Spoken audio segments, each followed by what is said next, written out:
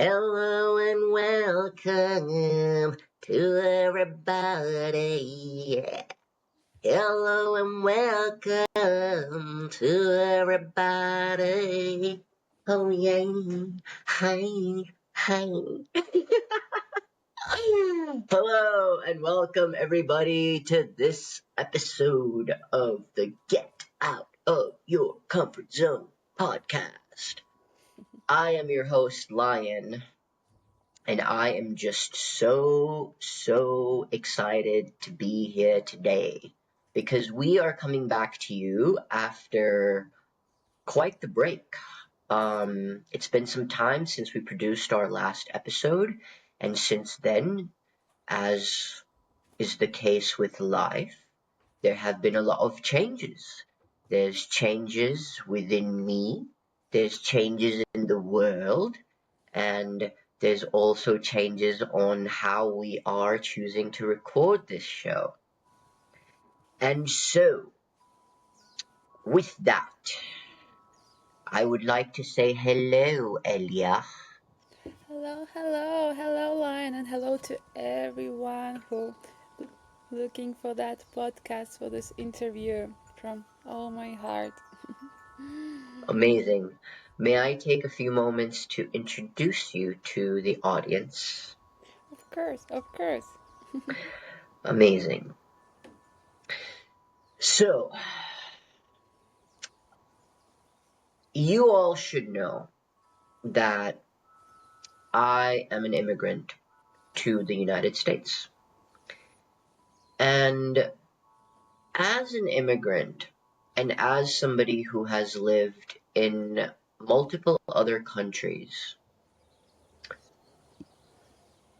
and has seen a bit of the world, I believe that more than the gold, more than the oil, more than the land, more than anything, immigrants are our greatest treasure in this here United States of America. Okay? And if you disagree with me or if you want to know more, feel free to use the link below to message me and engage me, and I'd be more than happy to expound. So yes, I believe that immigrants are the greatest treasure that we have in this country, and it's been a while. I don't remember the last time we got to interview an immigrant on our podcast, and so it brings me great joy to introduce Elia, an immigrant from Russia, um, who grew up in a Tartar family. That's a people that I don't know a lot about that, we're going to learn a little bit about today. And her story, um, not only as an immigrant and the worldview that she was raised with, but also coming to America and, grappling with the same kinds of things that people who are born here have to go through, you know, which is trying to find, your identity, making the meaning of life in a way where you're not thinking about, the survival instinct. Um, to that end, I want to say Elia is not a human. Elia is a being. um, I'm joking. Obviously, she's also a human. But Elia is a phoenix who rose from the ashes after being burnt very intensely through some life experiences that she went just over 2 years ago. And so, as part of getting to know her and the magic that she brings to the world, we're going to learn about that as well as this, in her own words, this cage of fear that was her life. This cage of fear that her life was architected to be through her conditioning, through her society, all of which is normal, what a lot of us think is normal. But if you watch The Matrix, I'm joking. In any case, so Elia is going to talk about that, especially as a woman, because you all know by now, I am very, very, very passionate about eviscerating, about bringing to light a lot of the fears that rule women's lives, because so many of the women that I love so very dearly have struggled through that. And Elia is just such a great example of how she has, through her trials and tribulations, found ways and learned how to transcend those fears. Elia, is there anything that you would like to add before we move on? No, actually, I was so like inspiring what you told now. I'm like, wow, it's so beautiful words, and that comparing me with Phoenix. Because if to be honest, I really like had this comparison in my head, like with the phoenix that burning from the ashes, and actually, yeah, last year it was with phoenix bird, but now for some reason I start a lot of about the Kali, the goddess coming. So she need to destroy to build something new, and I think exactly that's what maybe happened with my life. Hell yeah. One moment. Hell yeah. Thank you for sharing that note about Kali, which I'm guessing is Kali Ma, one of the um, archetypes of God within the Hindu faith. Um, Yeah. yeah. Okay. So with that, I guess could you begin by telling us the story of how you and I met Oh my and god. how we ended up here in this powerful little place? Wow. Oh my god. I remember that day so clear. It was last year. I could tell even the day. It was September 21st last year. I think it was September 31st. It was because I have birthday in September. I remember it was couple days before that, and I just came back from from Hawaii. From Hawaii, I spent there 3 months. I went to the Burning Man, and I was so full of that creative fire. And I was getting ready to go to Sedona, and and I remember some of our mutual friends was create a beautiful gathering circle event. It's named Gaia Circle, and yeah, and they invited me to play ecstatic dance, my Burning Man set. And I remember how the energy was unforgettable and the face felt so warm. And after I played the set, I remember it was like the yard, and I went a little bit on the back on the stairs to see, to take a breath, to come back to my center. And you came and you sat like near to me, like close to me. Yeah, so exactly. You just sat and you just start to ask me the question, who I am, what I'm doing, and how like I start DJing, and how like I end up in that place. And I didn't know anything about you that time. I was just talking to you, and in one moment I remember you was just like, Elia, I want to invite you to the podcast. Doing the podcast, the interview, and I seen you something, and I would invite you. And it's really surprised me first. Like I didn't expect at all. But at the same time, I felt like the wave of the energy that came at that time, and it was like some new door open because I never, and actually, this is my first time podcast talking to the camera, especially on English, not my native language. And I remember you told me that words. Just write me when you're gonna be ready, and I will make the process the smooth and easy, and I will take your hand and will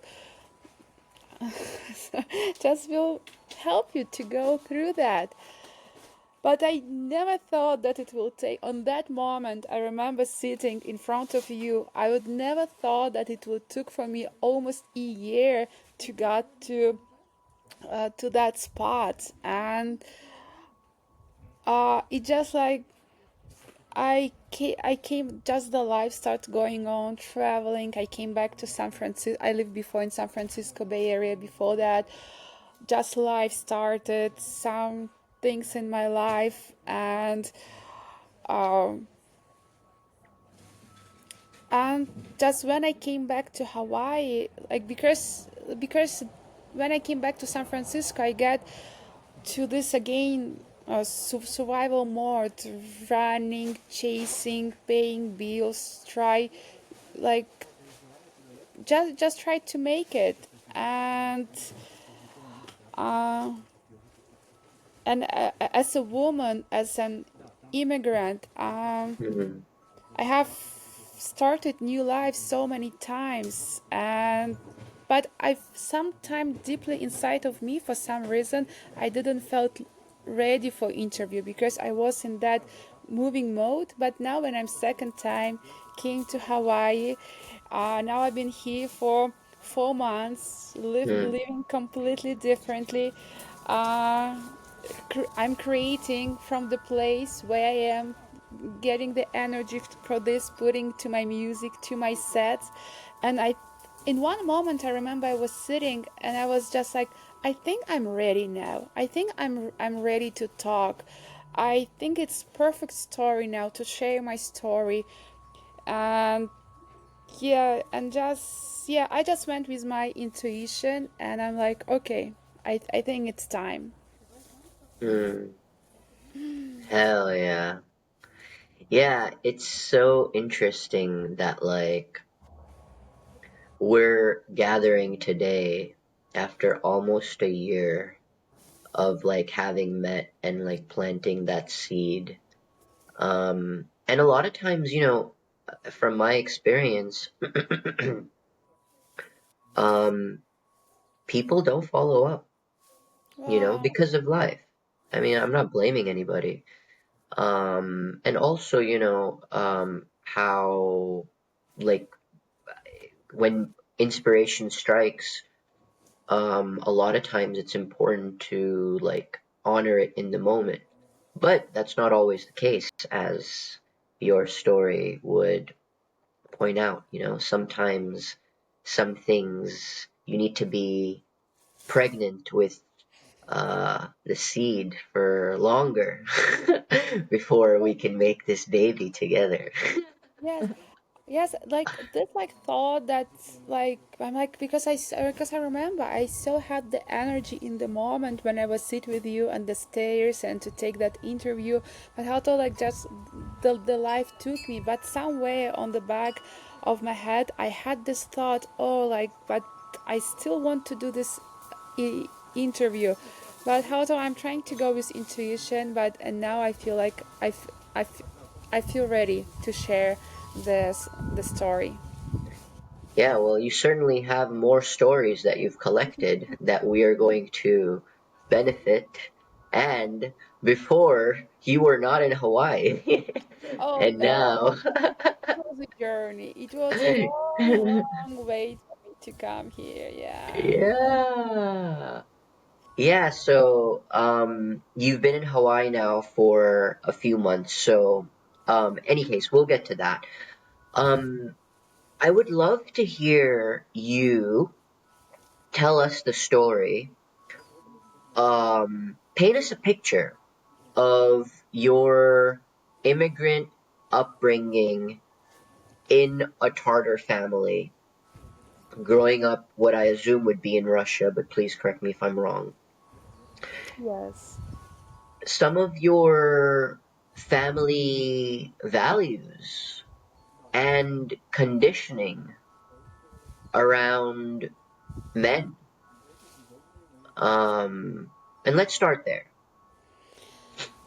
From my family, yes, I grew up in Tatar family, as you know, like in Russia, the city called Ufa, and by culture, it's like culturally, I was grew up in Muslim traditions. I had the Muslim family, but because it was in Russia, it's also quite mixed because they have like Christian families and different influence.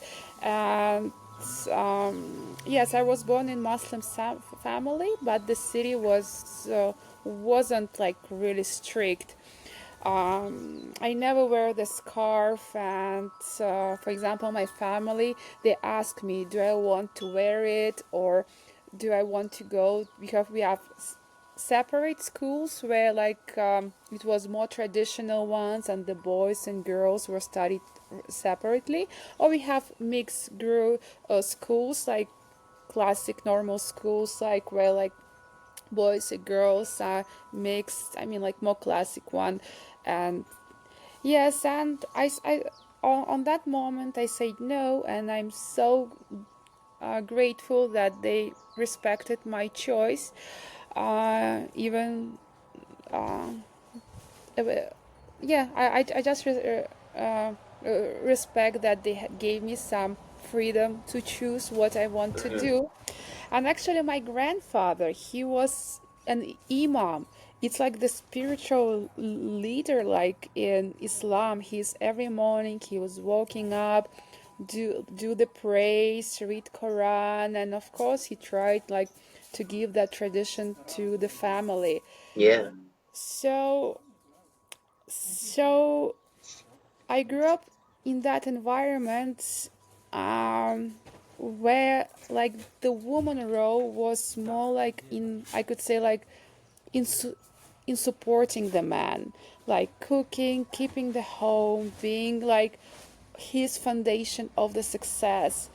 And actually all my life, because I grew up in that environment, this is what I saw from my grandmother, from my mother. This is was the model of life for me. And so for, and for a long time, so now I'm 35 years old, so I could tell just 2 years ago my life to start to changes. For a long time, I thought it was my past too, to dedicate myself to the family life, to serve and support my partner. And also, I want to say it's nothing wrong with that. Serving your partner from the place of love and um, respect, but as you don't also betray yourself in the process. But in deep inside, I always had like my own ambitions, my own dreams. Uh, Even that I didn't know that I have them. I was like even afraid to think like about that the life could be different, the model of life. Mm.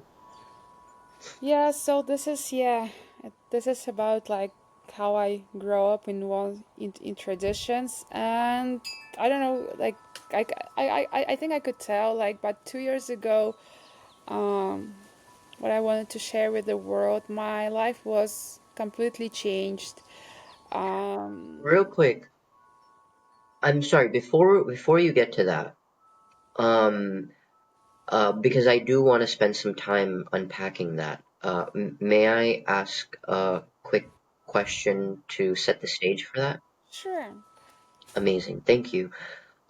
So could you paint us a picture of what your life and career looked like before the 2 years that you want to get into? So help us, give us some context, paint us a picture of, your relationship, life, career? What did that look like going into that period that changed your life?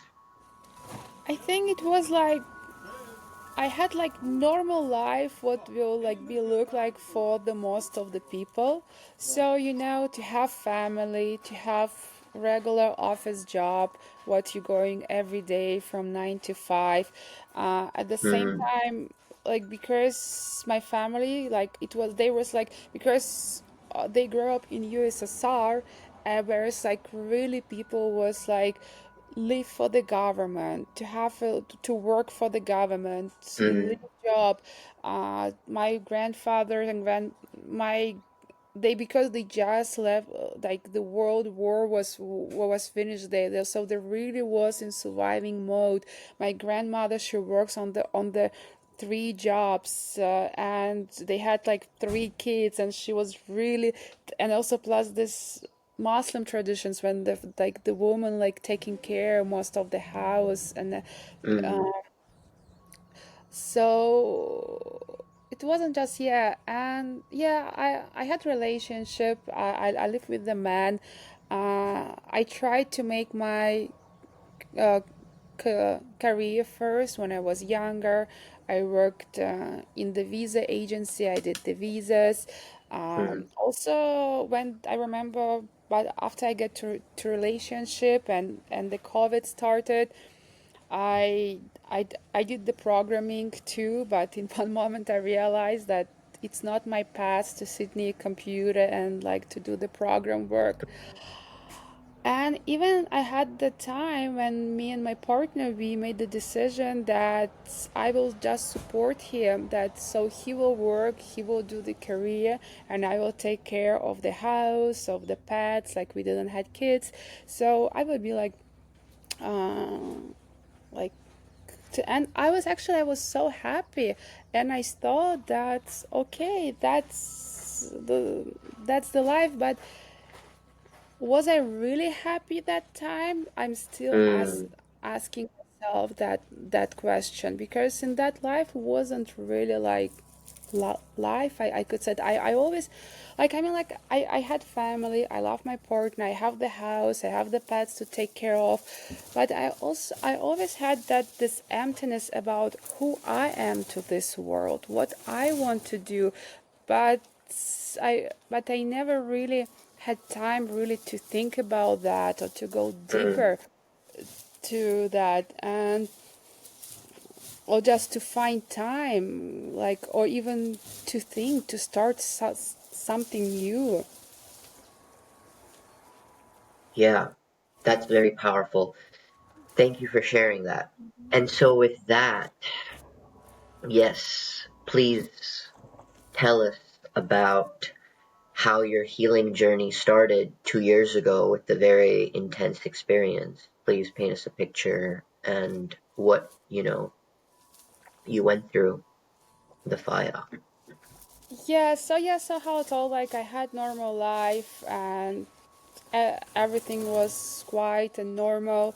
And I mean, like, even I had like, it wasn't even like just one, like I could tell like to like for 15, 20 years old relationship I was going like for one, sometimes like the partners were like changing. But 2 years ago my life like completely changed. uh,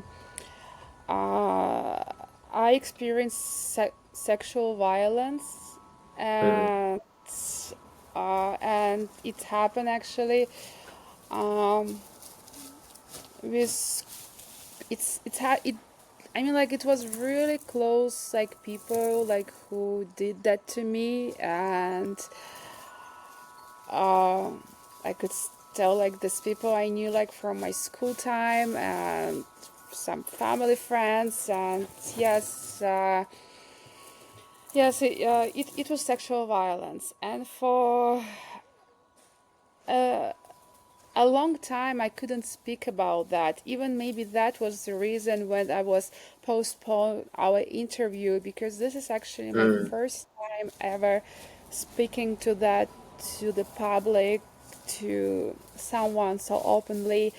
And because uh, it was really hard for me last 2 years, especially very first year after when just it happened, because it was police involved, courts and everything, and I needed to make some decisions. And yes, and I needed time to heal and to find my voice even again, mm, uh, because I remember in the first 3 months, even my world like just was falling apart, and there was the days when I couldn't get out from the bed, uh, because I was just trying to gather my pieces together little by piece, because I was afraid if I will get out and go to the world, I will need to do some toxic things, just to live in the world and to mm, pretend that everything is normal.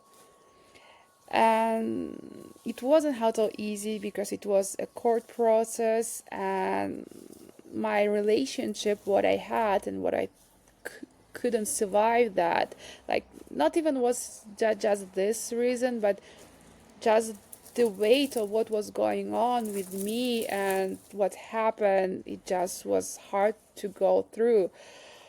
But this is what start of rebirth. This is when like the phoenix started, like, let's say, be created.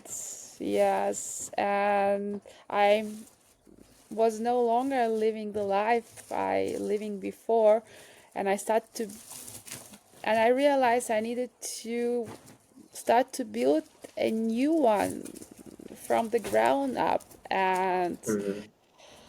uh yes, I felt like my whole world was just collapsed, and um I was really exhausted between going to police, going to court, trying to survive emotionally. I was just exhausted. And yeah, yeah, and yeah, that's what happened. And um,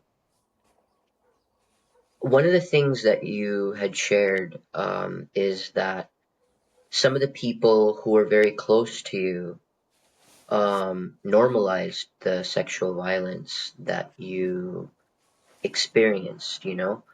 Um, God. Yeah, it's not normal. It's like very first I told just to my partner, but I mean, like,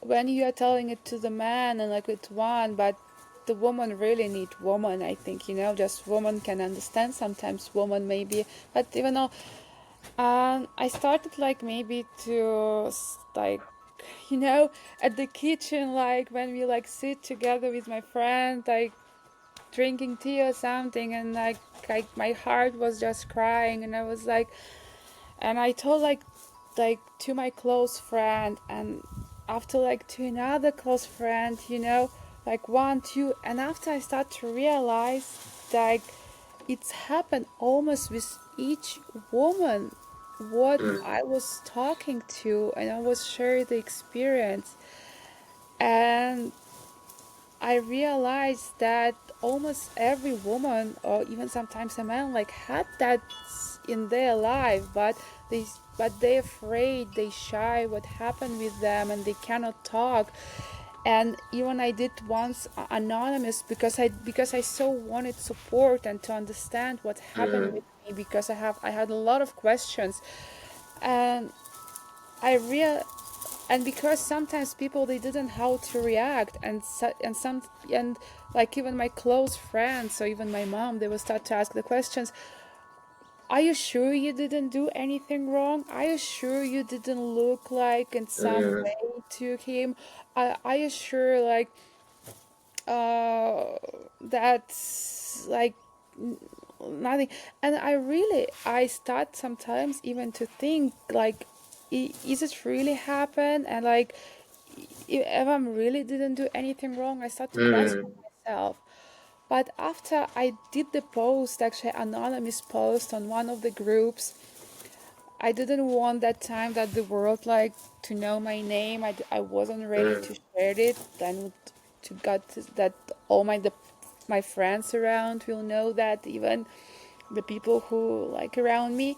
And when I did the anonymous post, I like came more than 400 was comments, more than wow. 400 messages came to me, and there people was writing like with support, and that, and the people who I completely I don't know, and how bad it was, or that it's also happened with them. Someone wrote, or they over, and I realized how big that thing what happened to me.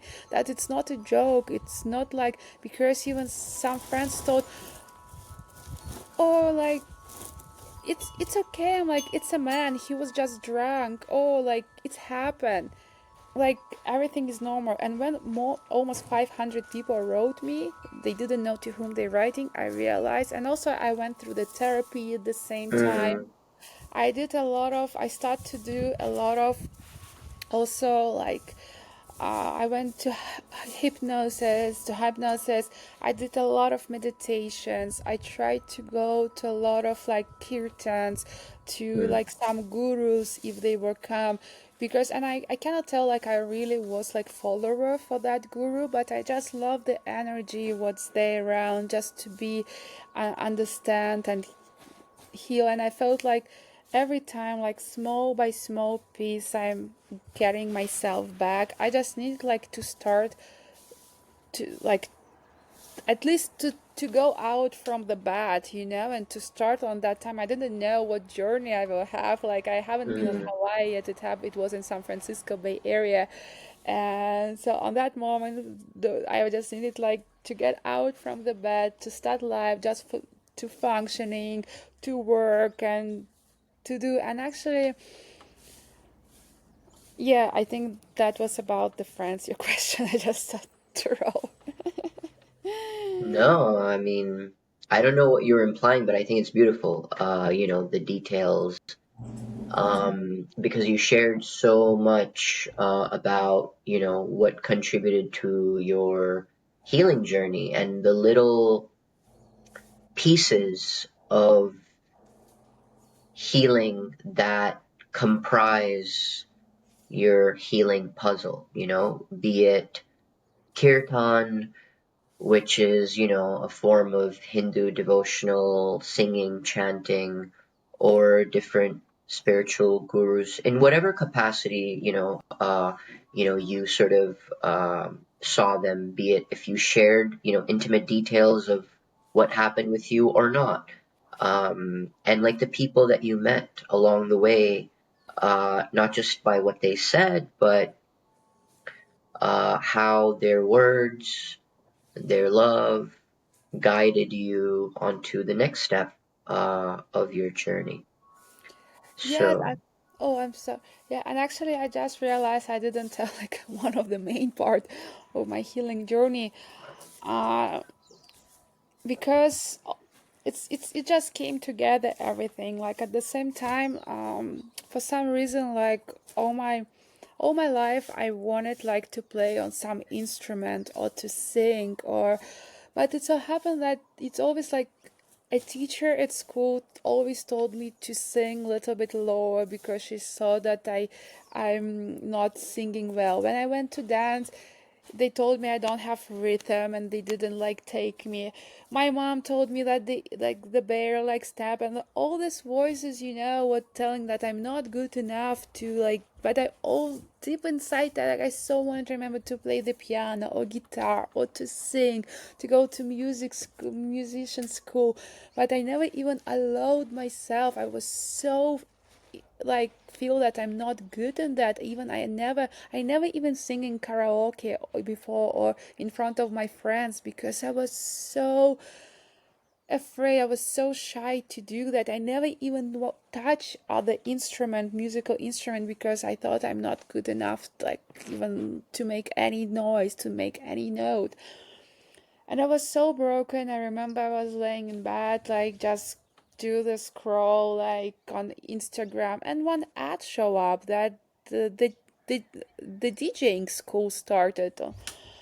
And I was like, interesting. And that, I don't know, just something came to me, and I was like, my God, I think I will just go there just to cheer up myself and just will make the present to this, there's a small girl who is inside of me and Hmm. always wanted to know what is the music is, how it feels like to make music great. And I just sign up without any expectations. I didn't tell even to anyone that time because I was so shy and I didn't want that people expect from me something, and I didn't want to achieve the result. I'm like, let me just know what music is. Hmm. And this has really helped me through to grow that because I needed to study to learn something new. So at the same time, I did yoga, meditation, like talking to people was different conversation, went to the therapy. And yes, and first, of course, the music helped me. I was putting there something, but after, now, like I'll tell, like almost after 2 years later, it's become that I'm creating to heal someone, and I hope so. But people, and it feels great. Uh, you know,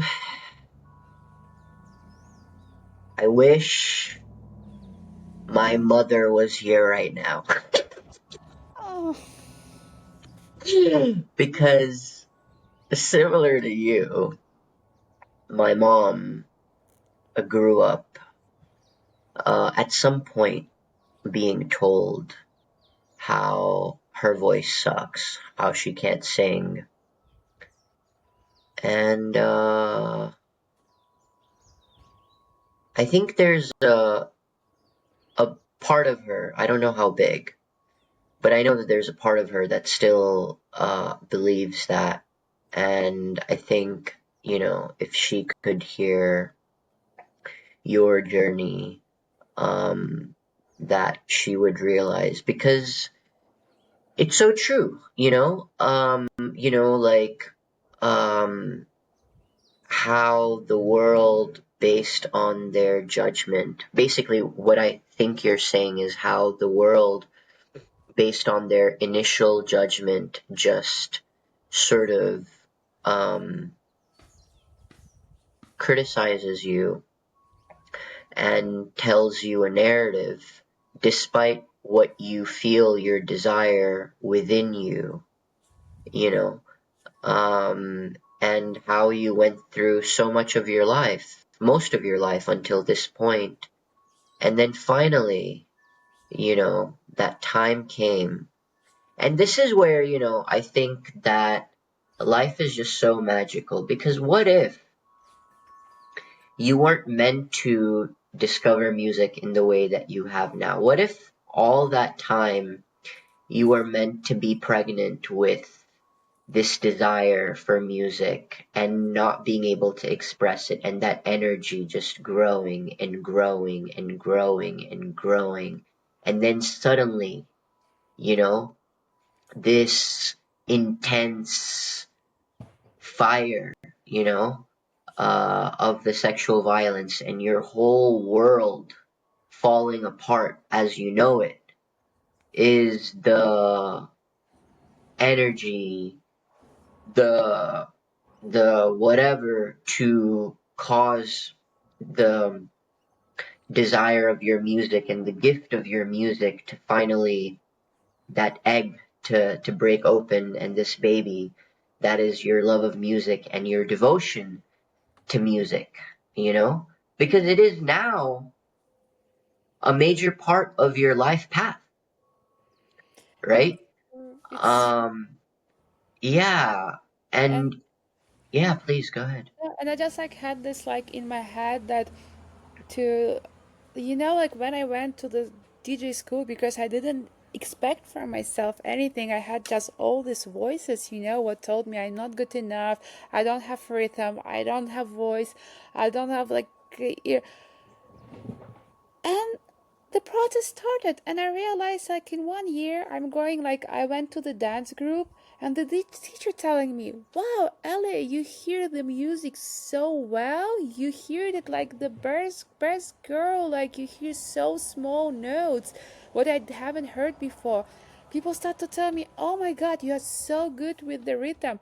All in one day, they told, "You have so beautiful voice. Let's just play and just take mic." Actually, you've been there when I was like, you were the event like to make like for the new year to make wishes through, and whereas I was Yeah, playing the set and with my voice like make a journey for the people, like yeah. for what they want, like for their new identity, for the new life, for the new beginning. Actually now people to telling me, "Oh, you will be not surprised if you will start to sing. You have so," Mm, and I was like, and I don't believe that this happening. And I'm like, really? So it's mean everything it could be learned, it could be teach, everything could come. And I had this everything in me. I just needed like little bit to go to know deeper, maybe to have a little bit to be more brave.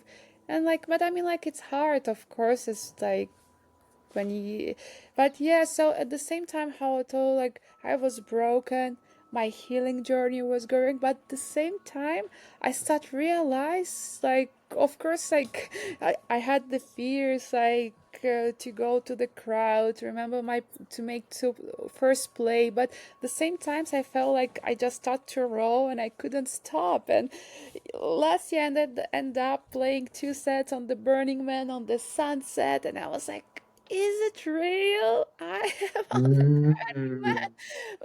I was like just 1 year teaching, like even 1 year wasn't go through that time, and I was like, is it real?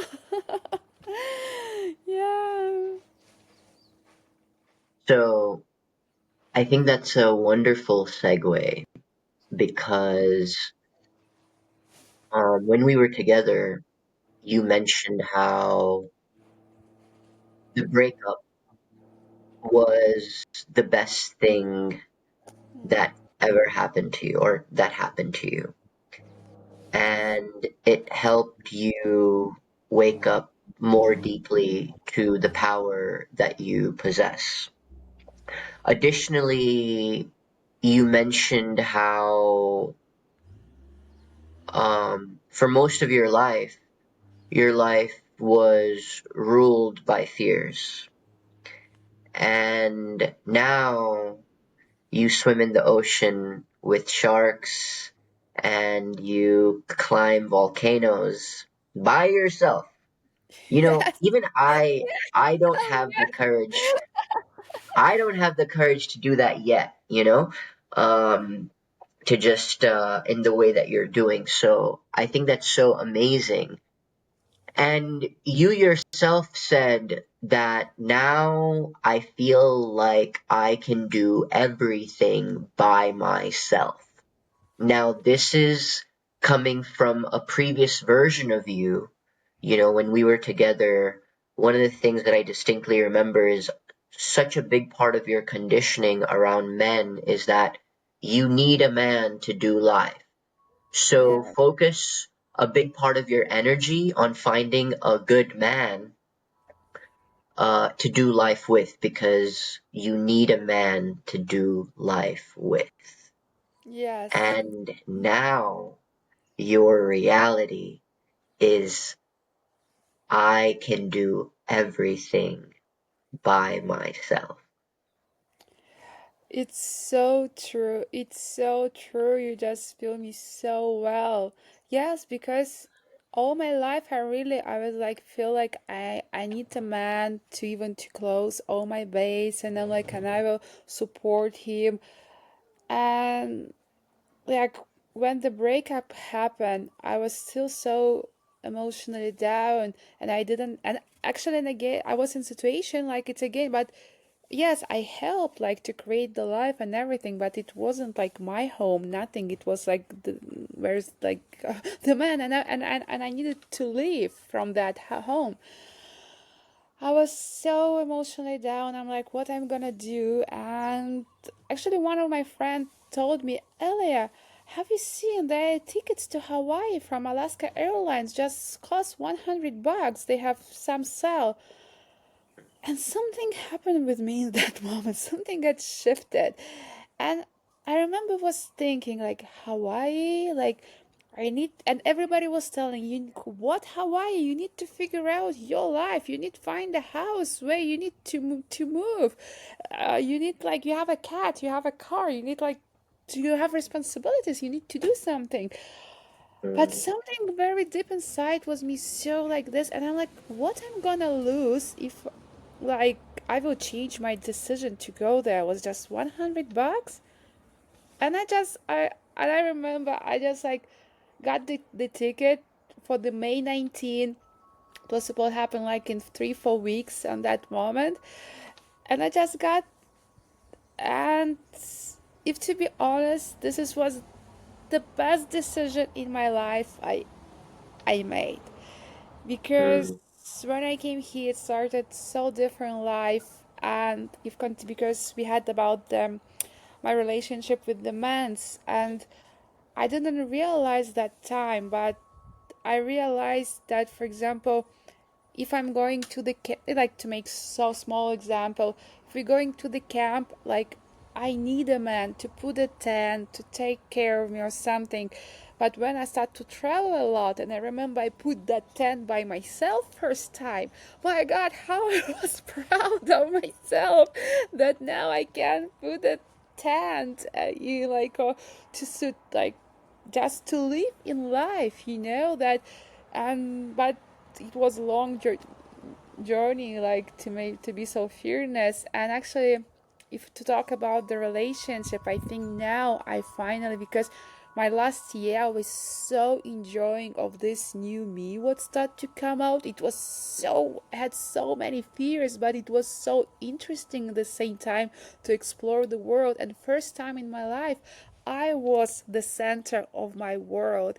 I was mm. like doing what I want and going where I want, but at the same time, of course, I needed like to work with my fears.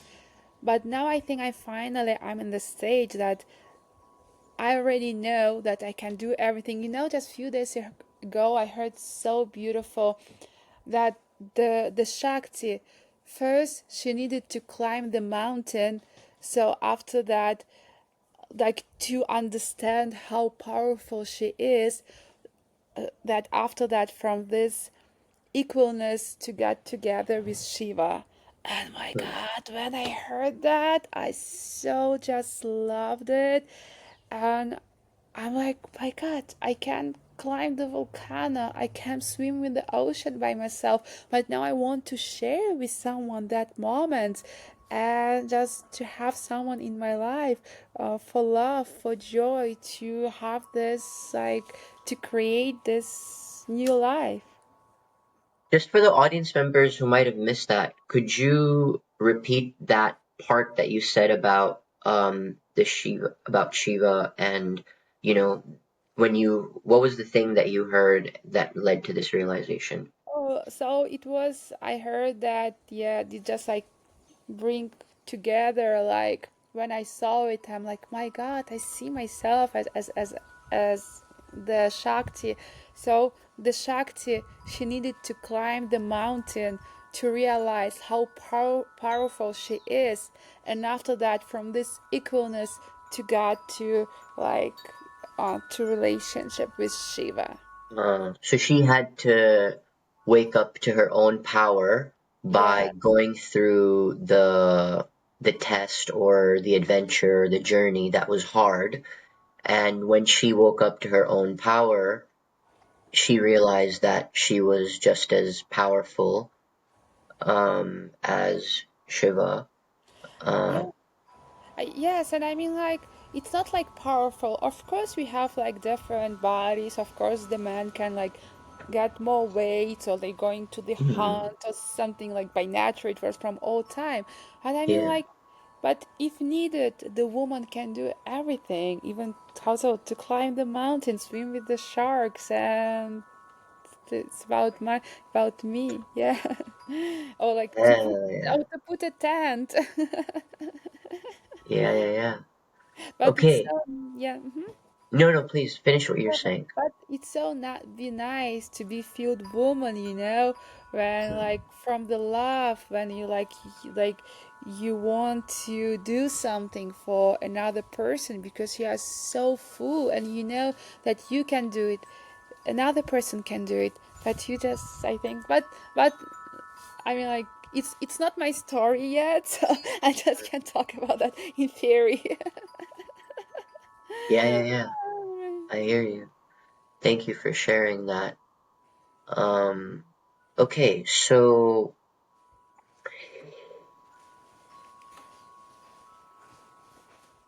you uncovered a lot of your power as a result of, you know, um, the experience that you went through. However, that journey of ending up in Hawaii right now, the way that you are, entailed some very big decisions. And one of the things that you were telling me is that when you talk to your friends, there's so many who have a passion to want to walk in your shoes, to experience life the way that you are, right? Um, but there's so much fear around destroying the life that they've already built. It's true. It's true. Yes, it's very true. Yeah. And though we don't have the time to talk about the process of how you destroyed your life in the Bay so that you can have this new life in Hawaii and whatever comes after that. And, I think it's important to say that even though you destroyed your life in the Bay Area in San Francisco, I believe that, you know, if at whatever point you decide, hey, you know, there was nothing wrong with my life in the Bay. I'm ready to come back to a similar life. That you can, recreate it. I'm saying this from my own experience, you know. Like you have been through enough and you've done enough to where, considering how I've done it, I know that you can do it. But I think I say that because I think for a lot of people, it's easier to destroy the life that they currently have if they can feel more comfortable, more secure about the life that they're going to have, right? Um, and so, could you tell us the story of how you started to support yourself, you know, because from what I remember, you know, part of the challenge of your journey to Hawaii was just, you weren't able to figure it all out, before you arrived in Hawaii, and you had to just like take that leap of faith. Um, And so I'd love to hear the story of, your journey of how you started to support yourself once you destroyed your life, finding, housing, there was house sitting, finding a job, the retreat, like what that all looked like. Yeah, in as much detail as you care to share. Sure, I would love to. This is actually, I think, my favorite part.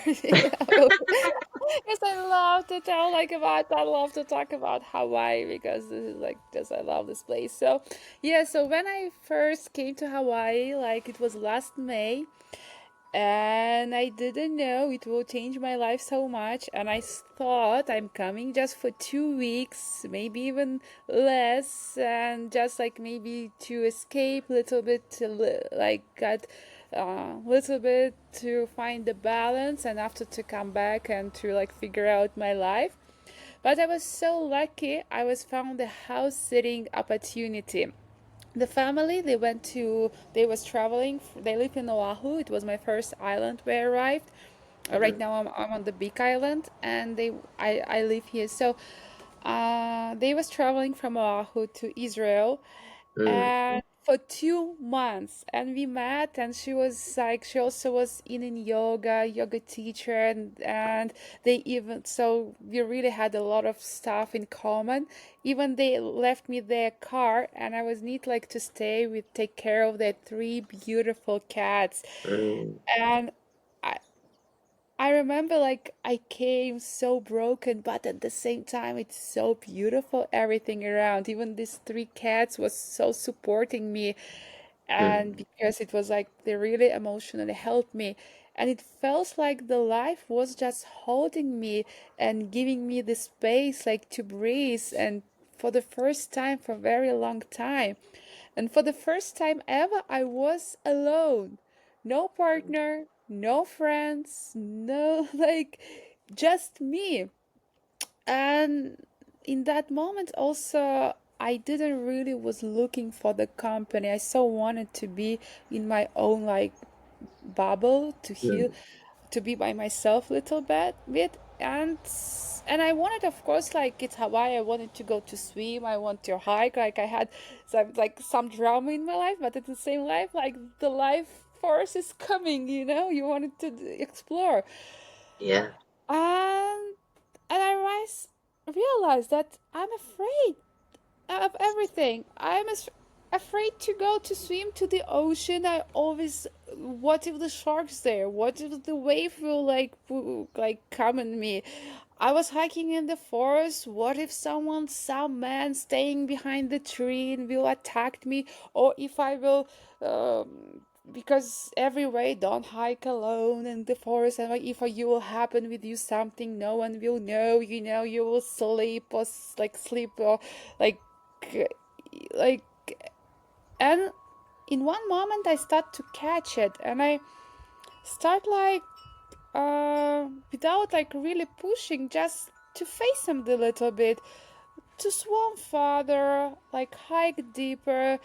And start to find out that nothing bad like really happening with me. The ocean didn't want to hurt me, the forest didn't want to harm me, and actually the nature was so like holding me in life and was like friendly. And yeah, and I start to work with my fears. And one of my biggest tests came for July 4th last year. This is actually the Mm, day when my grandfather died, like Memorial Day, and I cannot really like to be with my family in that day, to remember him, to spend that day together. And I was like, my God, what I could do the day. I so wanted to do something for my grandfather in his memory. mm, And I don't know, these thoughts came together like I realized that my grandfather, the father, never been in the sky, and he never fly on the plane or something. And I had the really my biggest fear in my life of parasailing of the highest, and to jump from the to have this feeling. And I just booked the jump on the parasailing. And I remember that morning, I was, oh my God, I was in meditation, and I don't know how it's naturally just came to me to imagine myself as a child again, and to come to that point when I didn't had that fear, when mm, because I didn't have time to really to go through where I catch it up, who told me or something, how it came. But I'm like, and I tried to think not, oh, I'm going through my fearness. I tried, oh my God, I will jump now. I will be so high as the birds are flying. I will know what the birds are feeling, what they are flying. And at the same time, I was like, oh, like my grandfather, I'm coming to you. I was at the same time, because like from in my head, he's in the sky and I'm coming to his closer. I was also afraid of that, my feelings. I'm like, what's going on in my head? But at the same time, I was going, and the jump went so smooth. I so enjoy it. And I'm like, when I get back to Earth, I was like, wow, I went through my biggest fears. So I like, I can do it. And actually, it was really so enjoyable. Nothing was scared there. And my last, and then really my fearless journey began in 1 month. Actually, I left my job. I had the remote job that time here, and uh, because one moment I came to the thought that I don't really like what I do. Mm-hmm. I work in customer service that time. Before I did on programming, I work in the visa agencies. I realized that I don't really like what I do. I'm there just because I'm afraid that I will cannot financially support me. Like the DJing that time was just like a hobby that I was learning, studying. So I had the same time the regular work. And when I returned to the Bay Area, like so, yeah, I quit my job. I went to the Burning Man. That time we met with you, and I was like full Mm-hmm. of that energy. But after that, actually, the life started like in San Francisco and Bay Area, and I came back from Hawaii, and I realized I have my full of apartment of 10 years of belonging, my car, my cat, and I I thought first that I will like very quick now like to do something with all that stuff and like we'll come back to Hawaii. But in the moment it started to be so hard, like because each thing have that some memory or some value to me. At the same time, I realized I didn't really went through emotionally broke up because I right away Yeah. went to Hawaii and I came back. So and I get to the same environment. So that thoughts also came, and I didn't even realize how the life again like started. I start to play, I start to do, uh, and in one moment I haven't realized I'm getting to the new lease to rent the studio in San Francisco, Mm. and the again the life started like I started to play on the parties, events, DJing because I didn't have the work anymore, like the regular job, like DJ events. But inside of me, I start to feel lost. This wasn't like the truth anymore. Uh, I was like, where I didn't understood where I'm rolling, and I got to depression because inside of me I was so miss Hawaii, and I Yeah. knew that I want to that. For me, that was the real life. And I remember I did that bold choice. I just canceled like all my gigs, like didn't take any more bookings to play because I realized that also to live in the city I will need like to find like to go to my old box, also to go to find like some another job to do regular. And yes, and I didn't really want to go that. I just wanted to go back to Hawaii. And I remember, and through my friends I found actually the yoga retreat center where they needed like the person to help them and like to live there for free and to make 2 hours a day at work and to help Yeah. them. And I just catch that opportunity. I thought when I heard this, I right away felt the energy. I'm like, I'm coming. I didn't Mm. know what I'm gonna do with my car. I didn't know what I'm gonna do with all my stuff. Was I was trying to like to figure out what to do and have here. But I realized this has become really my anchor, and I just told to my friends, just come, take wherever you want, and uh yes, and it's happened the funny story. The stuff what left, I asked my friend to help me to give this everything to donation and to bring the remaining boxes to donation center, but Mm, he couldn't feed them to the donation like drop box, so he left them like this my boxes close by, like just on the street. And when he came back and told me that he left them just on the street, I just panicked. I was, what? On the street? There are homeless people there. And I just started to run to save my, because I still had this mhm, connection. I saw this is my energy, even everything I love. I was like I wanted like at least to give it to the nation, but when I like got there, it was too late. I just saw like boxes and the homeless people was taking out from there like just the stuff, the whole, like how in San Francisco like there's like a lot of homeless people.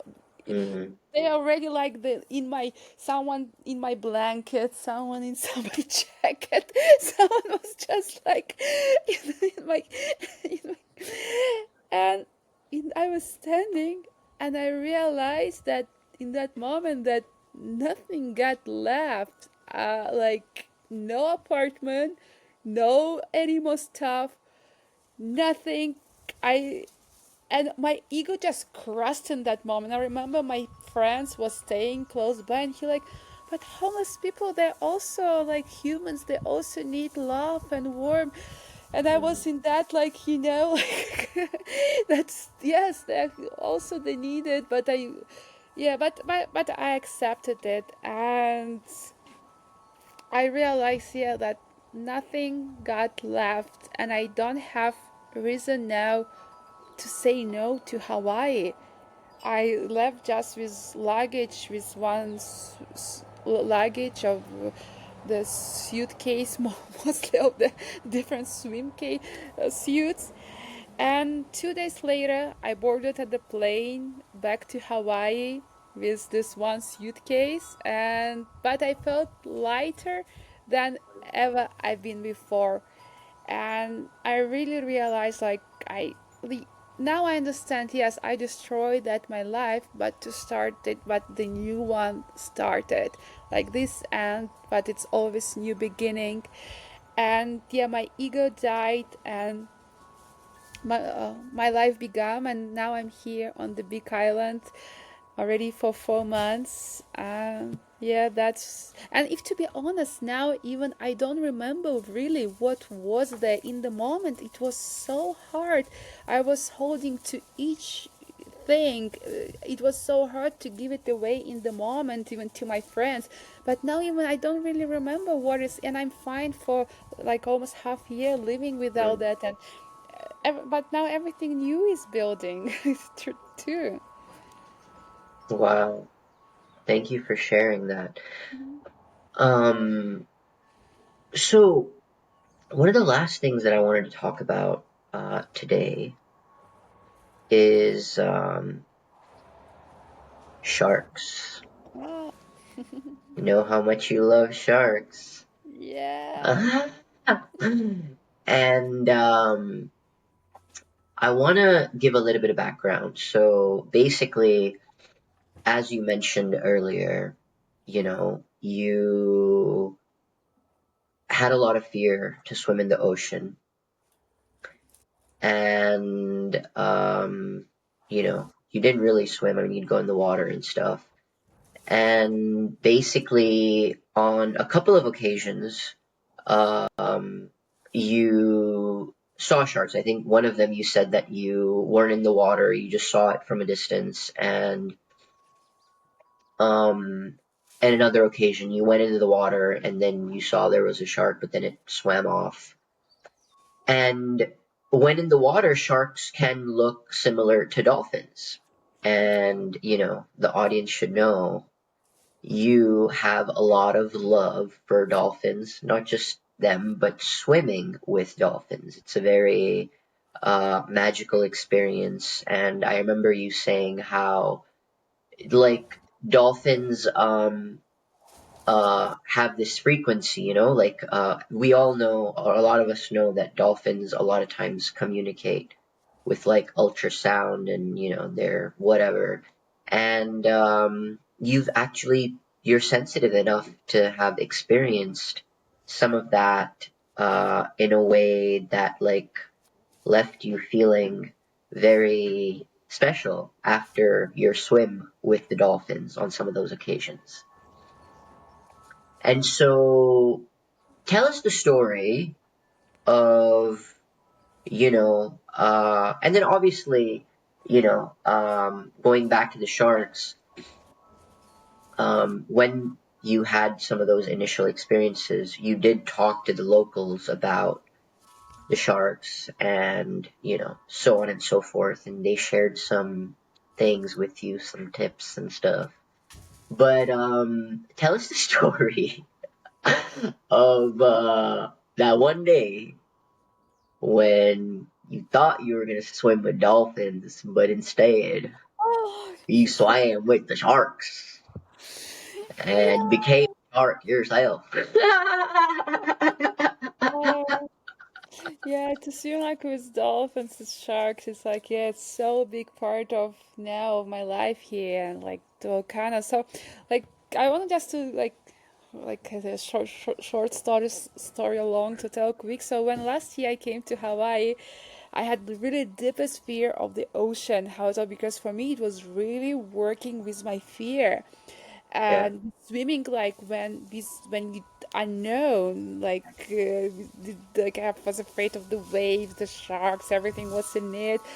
And last year I swam just like in safe places, bays, shallow waters. I snorkel only with the groups, but I remember last year one of the big experience when I went to another side of the island and swam first time like near the shore, really wild ocean. I was like, wow, I was so afraid of the waves and what is them. But I remember after that, it was like on the North Shore in Oahu. But after that, I realized I don't want to go. Like I want more now. Like to swim there and just to build trusting. And actually, I left. I just like was like swimming near the shores. But this year, I came to the big island, and this island is wild. The volcanoes erupting, dolphins swim, and actually, exactly where where I live, the yoga retreat center. It was located exactly in the bay where the dolphins are coming for after night hunting for the rest. And I really see myself like as a seed with just the wind, just like bring me here. And Mm, I was coming to the shore, looking to the dolphins, but I was afraid, like for the first months, I was just jumping there, saw all this dark blue, and getting out right away. I was so afraid to go to swim there. And but after so happened, one man actually show up. He was like, was staying in our retreat center, and he told me, and he was swimming with them, and he like, do you want to come with me? And of course I told yes. And I remember I went like the life jacket, and I went with him. And actually for 3 days in a row, we swim with the dolphins with him. And even when he left, I realized I cannot anymore just to look at them. I just wanted to jump. And I mm, for another month I was swimming also in the life jacket. So it wasn't like right away I jumped to the water and mm, just like felt so comfortable. And I remember came the moment when I start to feel that the life jacket it's separating me from the me and dolphin, and mm, I want to like to dive a little bit or to swim more freely. And it came naturally in one moment. I realized like my I start to realize my power, that I could stay for a long time in the water, that I have energy to go there, swim, get there back. And in one moment I took out the jacket and just start to swim with them freely. mm, But one moment has happened. Yes, one time I came on the shore 5:30 a.m. was waiting for the dolphins. I saw the fins. They coming without any thought. I jumped to the water, and when jumped to the water, I felt with my skin that something wrong, that is no dolphins there. I couldn't explain what, but I felt that something like not quite right. And I saw like four sharks, and I smelled like around half mile already, so you cannot jump out from the water. And in one moment, I saw like four sharks coming to me. I was like, wow. And I was just before that, I mean, like I saw the shark, but it was really quick interrupting near the shore. It was a lot of people around, but it's like I realized it's 5:30 a.m., no one there, and I didn't call anyone because I so wanted to swim by myself with dolphins. I thought that they're my friends. I have like this desire to be just me and them, so I didn't tell to anyone that I went to the ocean to swim with them. Mm, And I remember this quick thought. I'm like, God, please help me. I promise you, from this moment, I will tell to everyone when the dolphins are coming. I'm not to swim anymore by myself. But I remember that locals also told me when you see the shark, you need to stay vertically to make yourself bigger and just like. And I did that, and actually they came and they just turned, but everything was so slow mo. They come, turn, and they went to the deep. I mm, got back to the shore and I start realizing what's happened. Of course, all that fear start to come, and but in the same moment, I start to realize that in the moment, I didn't had really fear to the shark. Like when I was just me and shark, the shark didn't want really hurt me or to do something to me. It just like swam, they just swam and went back. And I was like, wow. But of course, like I'm like I don't want to meet the sharks anymore. I will be more careful now. And after that, I was made sure that this is the dolphins, that they're close, I'm safe, and I start to swim. And after that, I feel like I become the magnet to the sharks. I don't know what, because when I start to swim with dolphins, the sharks start to come. And first, the dolphins tried with noise make them away from me, and I thought that they're enemies and like they cannot swim together. And when the shark come, the dolphin tried to make her away. But last week I had actually I didn't tell you that because this is completely new what happened to me. I huh. was swimming with the dolphins, was beautiful morning, and the shark was swimming with me right next to me, 2.5 meter, huge one, and it swam so comfortably, and dolphins didn't want like to fight with her to put her away from me. And I was like, dolphins, you need to save me. What's going on? But they didn't, and I didn't not still and I'm still thinking about that, but Yeah. is it like it's mean, and we just swam. I mean, like it wasn't like long swim with the shark, but I didn't had feeling to jump out right away the water. I knew that the shark could be like because first I really thought that it's dolphin, but after it was just 1 meter away from me or half meter, like, and it's warm, and I understood that the sharks somewhere around me, but at the same time I was around dolphins, and I didn't feel like that I'm afraid like of it. And it was so beautiful dance actually in the ocean, and I felt like everything on the place, we are all in home. And yes, and actually I'm of course like I'm not looking like to meet the shark now in the ocean on purpose like a dolphins maybe, but I mean when I see it I like, but I accepted that I could see it at the ocean and it's okay, like it's their Mm, home, but I believe that it will not hurt me. wow. Yeah.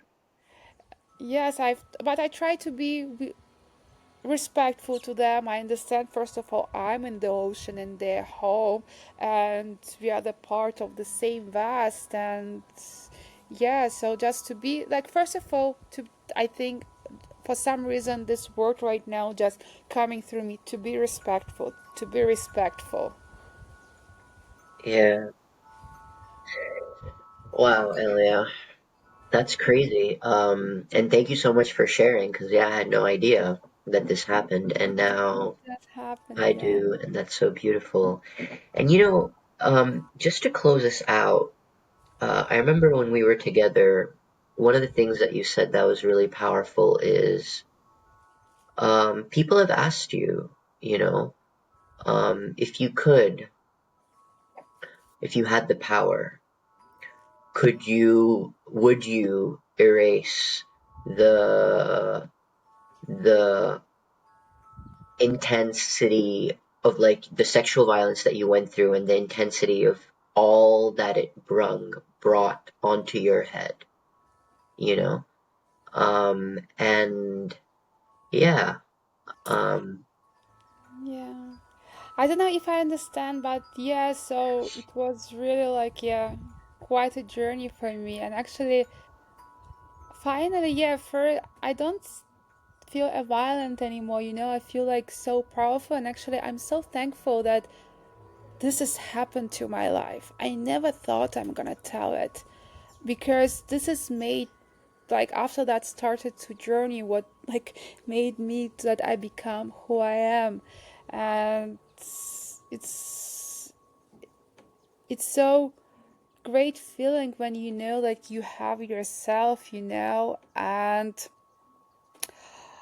also, yes, and I finally here in Hawaii I feel so full. So I'm thinking how could I now to help the woman. And actually I started, I wrote to you for the interview like, okay, I will start, at least I will tell my story, and maybe someone, some woman, some girl will person will need it, will listen it, and it will cheer up and she will believe to herself.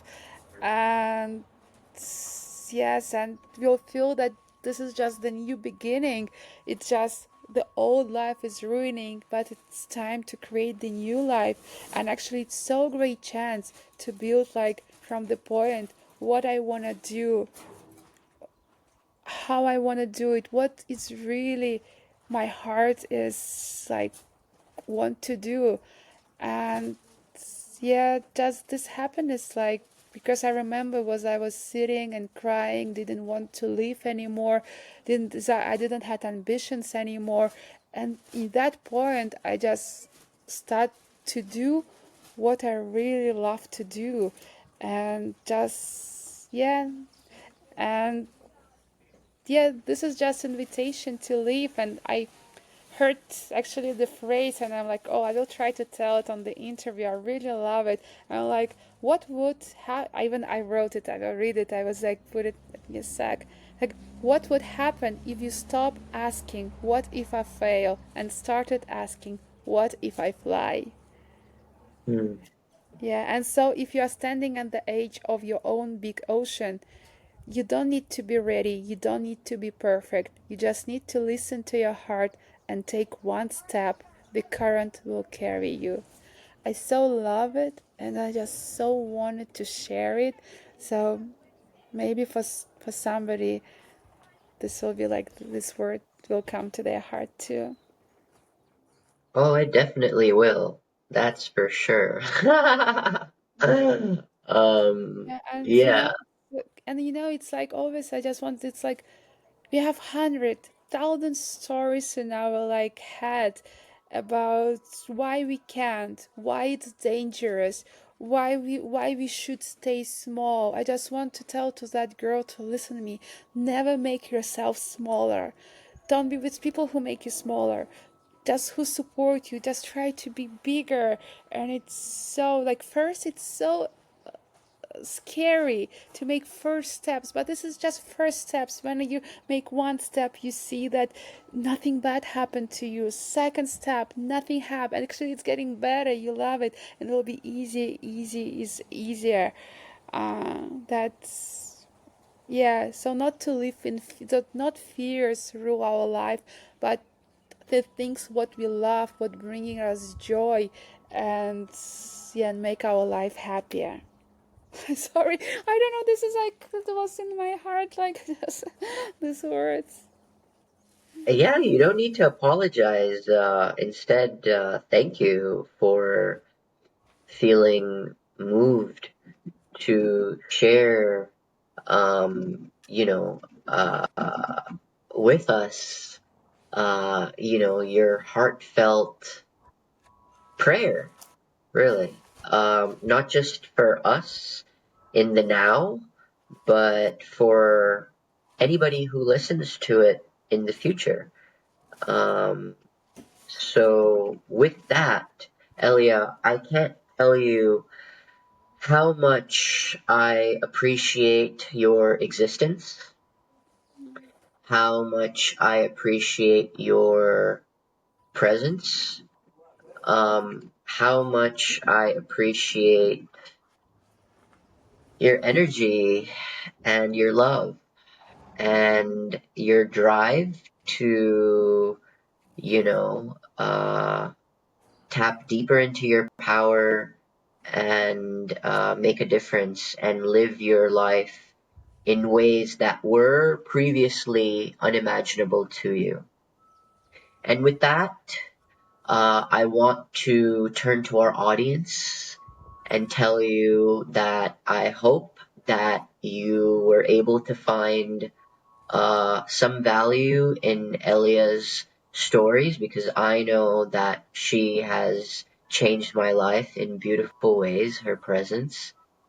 And till the next episode, I wish you love and light. Mwah, mwah, mwah. Oh, yes, yes, yes, yes, yes, yes, yes. I mean, All right.